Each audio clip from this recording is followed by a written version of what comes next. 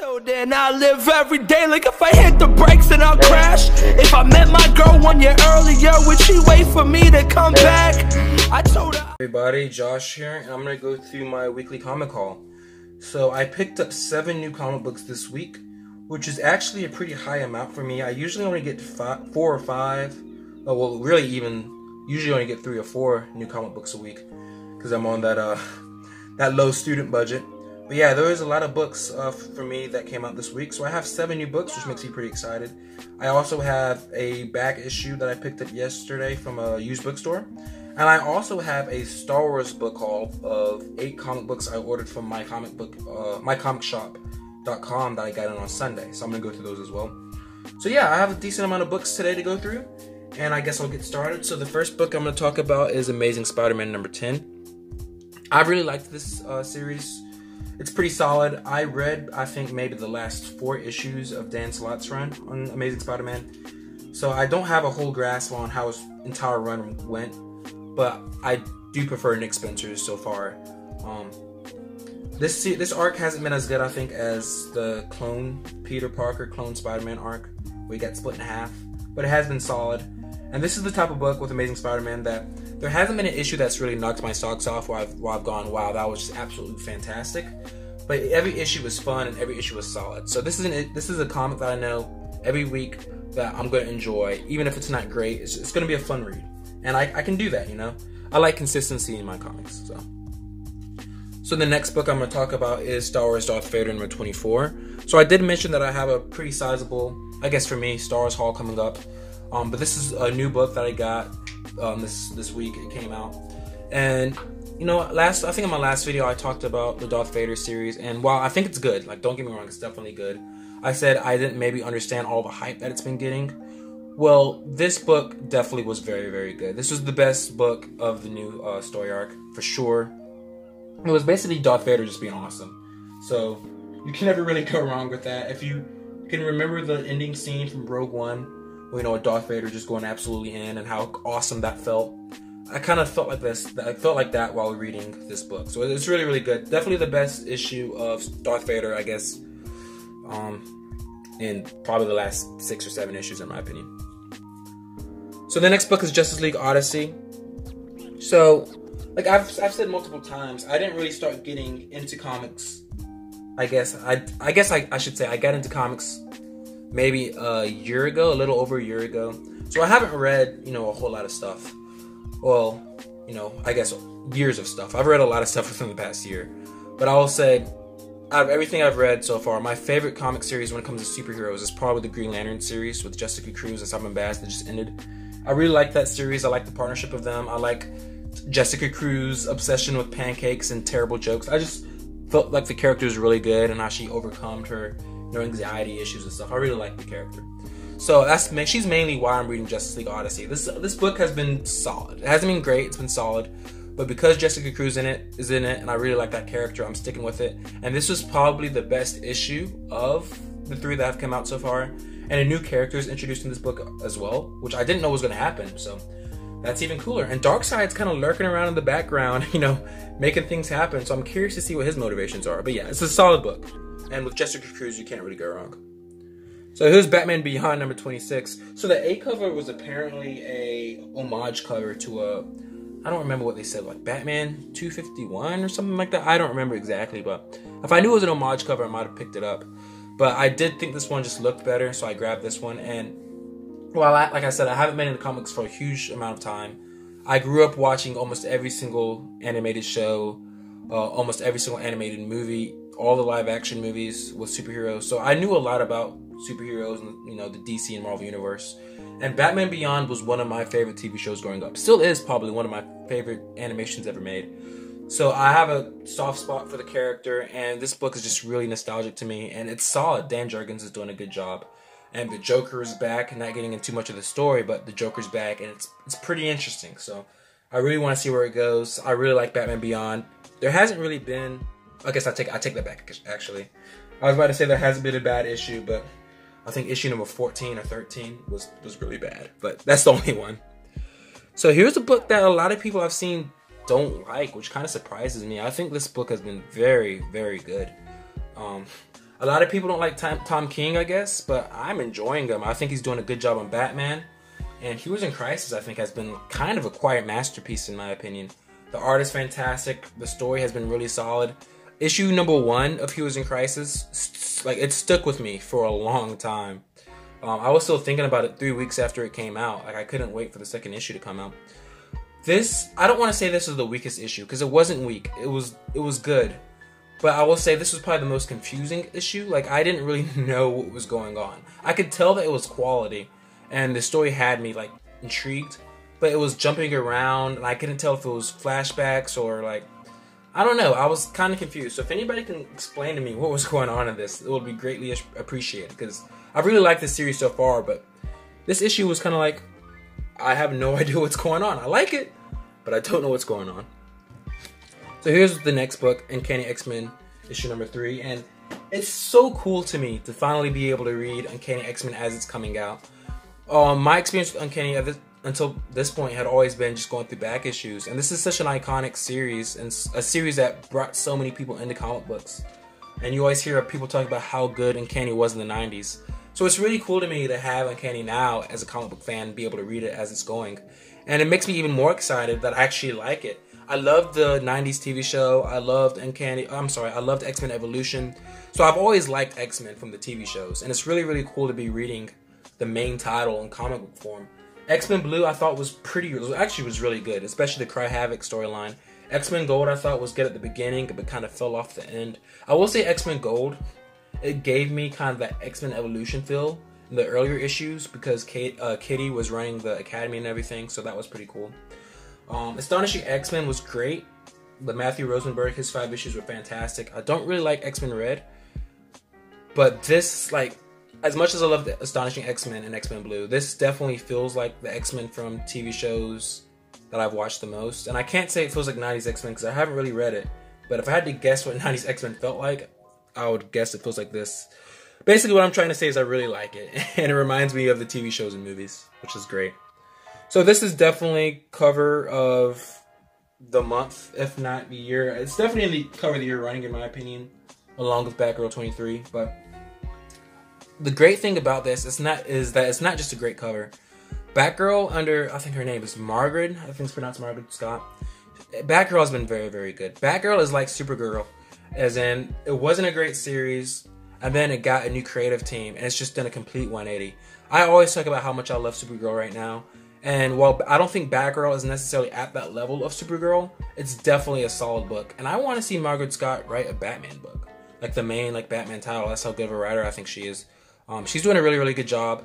The main villain in Batgirl right now, his name is Grotesque. He's an okay villain, but what makes this book so great, I think, is Barbara Gordon and her interactions with her father, and really just the character of Batgirl, and how she manages Batgirl being Barbara Gordon and all that stuff. It's just really done very, very well. I'm really liking the character of Barbara, probably more than I ever thought I would, actually. You know, I started picking these up for the Joshua Middleton covers, but Margaret Scott is killing it, man. So this is the one back issue I picked up yesterday. It was Star Wars number 13. So I'm a huge Star Wars fan. I feel like I probably mentioned that every time. I forget what I said 5 minutes ago. So if I mentioned this already, I'm sorry, but I do like Star Wars a whole lot. And you know, Dark Horse Star Wars comic books that's my sweet spot. Dark Horse Star Wars comic books are probably my most loved, I guess. I don't want to call it series because there's multiple different series, but when I see a Dark Horse Star Wars comic book I'm gonna almost always get it. Canon Star Wars like the new canon, it's hit or miss for me. I'm not in love with some of it. I do like some of the stuff, but I don't actually read the series. But I saw this cover, I think maybe 3 or 4 months ago, and I've always liked it, and I've always kind of passed it up. So I saw it for like $2.25 at my used bookstore, which is still kind of high, I guess, for, you know, a book that only came out 4 years ago. But yeah, it's a great cover, so I had to pick it up. So I'm getting into my haul of 8 comic books that I ordered from mycomicbookshop.com, and it's funny because I mentioned that I don't read as much Marvel or canon Star Wars. But I did pick this up. So I didn't really buy this for any particular reason other than I had a $25 gift card and I had $1 left after getting what I wanted. And this was on sale for $1. And I already had issue number 1. So, you know, I was like, I might as well pick it up.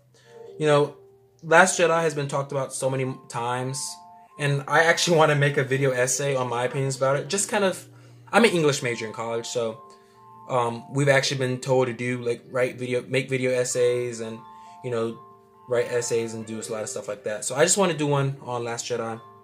But I don't want to go into like a long rant right now. But I didn't love it, and I really don't love the character Captain Phasma. But I will say that, you know, her comic has been solid. I read the first issue, and I liked it, and this isn't bad either. So, you know, I don't mind picking this up. It's pretty good. But really getting into where my heart is, when it comes to comic books, I love superhero comics for sure. But the expanded universe of Star Wars is probably my favorite, you know, fictional universe of all time. I have, I think, 60 Star Wars novels. I really love the expanded universe and the games, the comics, everything. So I picked up Star Wars Tales of the Jedi, issue number 6 of the Sith War. So I have issues 1 through 4, and I've actually read every single book in the Tales of the Jedi series digitally. But I want to collect every single one of them because I just love expanding universe Star Wars so much, and especially the Tales of the Jedi series. So now I'm only missing issue number 5 of this series. I'm still on the hunt for that. So if anybody has an issue, let me know. But yeah, I love this series so much. The covers in this book are always great. And it's just absolutely fantastic. If you like Star Wars, I really highly recommend reading any of the Dark Horse Star Wars books, really. They just did a great job with the license. So the next Star Wars book I got was Star Wars number 20. So this is actually from the final Star Wars series Dark Horse did before losing the rights to Marvel. And this is kind of an emotional book to me because, like I said, I absolutely love the Star Wars Expanded Universe. Like, I'm also going to make a video on that as well. I'm a huge fan of it. So this is kind of sad to me. It was the last ever Star Wars book published. This was the second to last Star Wars book ever published by Dark Horse. And it was the final book in the overall Star Wars series by Dark Horse. So it's kind of sad to me, but, you know, I wanted to pick it up for that. And look at the cover, dude. The covers in this series are just all so fantastic. They did a great job with the covers. So this is issue number 55 of Star Wars Republic. So this is the first issue in the Battle of Jabin story arc. And if you like anything dealing with the Clone Wars, I highly recommend reading this story arc. It's actually even mentioned in the Star Wars Clone Wars TV show, which makes the actual Battle of Jabin canon, which is pretty cool. This is a really bloody battle. It's really, really great. This is one of the most iconic battles in all of the Expanded Universe Clone Wars. So if you like Star Wars, highly recommend reading this series. So I picked up another Star Wars book in the overall Star Wars title. This is issue number 12. Like I just said, I love Dark Horse Star Wars, so I pick it up almost every time I see it. And it's another one of these fantastic covers, man. Like, they're so good. I could talk an hour about my love for Expanded Universe Star Wars, but I don't want to take up all your time. And here's Star Wars number 4. So this series, this is in the same Star Wars series as the other books I've listed or shown. And this series ran from 2013 to 2014. So it didn't run for very long. But yeah, the covers are all fantastic. I think this is Alex Ross. I think this is an Alex Ross cover. So I'm really happy to have that. And yeah, dude, look at that, man. So this is probably my favorite out of all of the Star Wars covers that I picked up. And this is, I guess, probably my second favorite cover in all of my Star Wars comics. Number 1 is probably Tales of the Jedi, Dark Lords of the Sith, issue number 5, with Nomi Sunrider on the cover. But I think this is probably my second favorite Star Wars comic book cover ever. And it's Star Wars issue number 1, the version copy of it. It's listed online on my comic shop as the second printing, which is odd, because the first printing, you know, has the Star Wars logo on it and the Dark Horse logo. And the third printing is the exact same as the first, except for the Star Wars logo is in red. And the fourth printing is the same as that, but the Star Wars logo is in blue. So it's weird to see a second printing be a version variant. I don't know if that was just labeled, and it should have just been, Star Wars 1B, as in the B cover. But I don't know, but I'm so glad to have this version variant. I didn't even know it was a version variant when I ordered it. But I'm glad, because that's just a gorgeous cover. I love this series. I love Star Wars, and man, I could just look at that cover all day. It is absolutely gorgeous. So the last Star Wars book I picked up from my comic shop was Star Wars Knights of the Republic, issue number 23. So this is another series. I've read the whole series digitally, and now I'm going back and picking them all up in hard copy, because I just want to have the whole collection. But this was a really fun series. I actually read this whole series with my dad, who's also a Star Wars fan. So I have, you know, this, my dad's like, he hasn't passed away or anything. Like I still talk to him. I don't want to make this too sad, but yeah. So I guess I shouldn't say like super mega nostalgic, because we read through it maybe like a year ago. But you know, it's still a cool memory to have. You know, reading a comic book through with your dad. So I like this series, but reading it through with my dad makes me even like it even more. But yeah, so that's my comic book haul for the week. You know, this is actually a pretty decent haul for me. I think this is I think $16, I think, or $17. So yeah, I'm pretty excited to have all this stuff in my collection now, and there was nothing bad this week really. My cover of the week for new books is probably going to be Batgirl, because that was just a great cover. And then for my back issues, obviously it's going to be that Star Wars #1, because that's just gorgeous. So I hope you guys enjoyed, and I'll see you next time. And yeah, look out for, and yeah, if you guys like my streams too, I'm thinking about maybe going live with some maybe Destiny 2 or Borderlands 2 in like the next hour. I have a bunch of essays to write because it's finals week next week, but like I'm gonna wait to the last minute because bad decisions.